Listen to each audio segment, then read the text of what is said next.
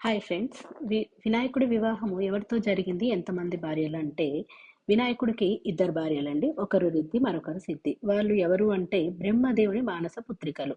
భారతదేశంలో సాంప్రదాయం ప్రకారం ఖచ్చితంగా తొలి పూజ మాత్రం గణపతికే చేస్తారండి. కొత్త ఇంట్లోకి ప్రవేశించే సమయంలో కూడా తొలి స్థానం మాత్రం వినాయకుడికే ఇస్తారు.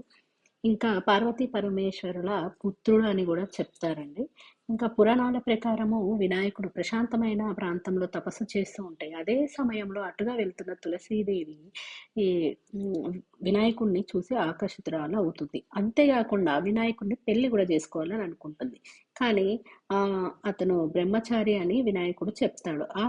అలా చెప్పగానే తులసీమాతకి కోపం వస్తుంది. అప్పుడు తనకి శాపం పెడుతుందనమాట. ఒకరు కాదు ఇద్దరితో నీకు పెళ్ళవుతుంది అనేసి శాపం పెడుతుంది. మరోవైపు వినాయకుడు కూడా అసురుడితో వివాహం జరుగుతుంది అని తులసీమాతకు శాపం పెడతాడు.